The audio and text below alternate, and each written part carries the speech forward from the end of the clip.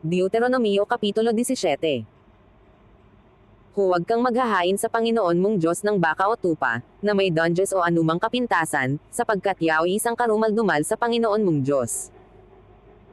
Kung may masusumpungan sa gitna mo, sa loob ng alinman sa iyong mga pintuang daan, na ibinigay sa iyo ng Panginoon mong Diyos, ang lalaki o babae na gumagawa ng kasamaan sa paningin ng Panginoon mong Diyos, sa pagsalangsang sa kanyang tipan, at yumaon at naglingkod sa ibang mga Diyos, at sumaamba sa kanila, o sa araw, o sa buwan, o sa anumang natatanaw sa langit na hindi ko iniutos.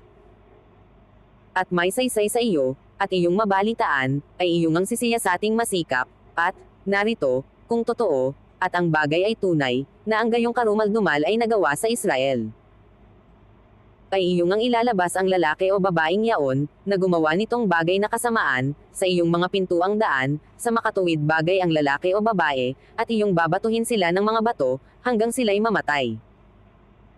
Sa bibig ng dalawang saksi, o ng tatlong saksi ay papatayin ang dapat mamatay, sa bibig ng isang saksi ay hindi siya papatayin. Ang kamay ng mga saksi ay siyang unang papatay sa kanya at pagkatapos ang kamay ng buong bayan, ganito mo aalisin ang kasamaan sa gitna mo.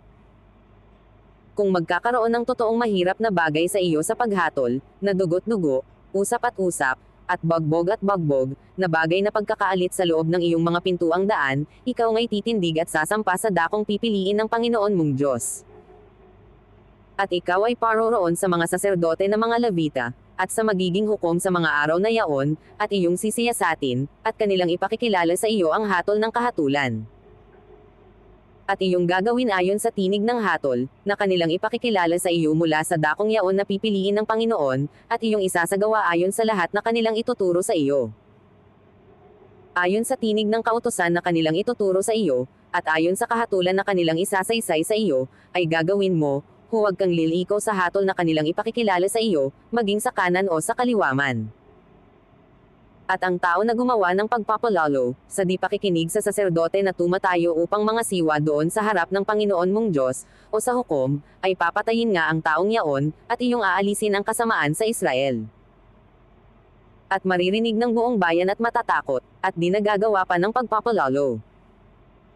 Batas ng Hari. Pagka ikaw ay dumating sa lupain na ibinibigay sa iyo ng Panginoon mong Diyos, at iyong aariin, at iyong tatahanan, at iyong sasabihin, ako'y maglalagay ng isang hari sa akin gaya ng lahat ng mga bansang nasa palibot ko. Ay ilalagay mo ngang hari sa iyo, yaong pipiliin ng Panginoon mong Diyos, na isa sa iyong mga kapatid ang ilalagay mong hari sa iyo, hindi mo may lalagay sa iyo ang isang taga-ibang bayan, na hindi mo kapatid.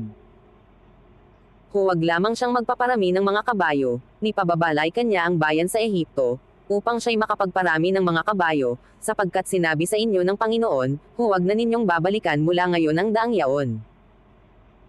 Ni huwag siyang magpaparami ng mga asawa, upang huwag maligaw ang kanyang puso, ni huwag siyang magpaparami ng pilak at ginto.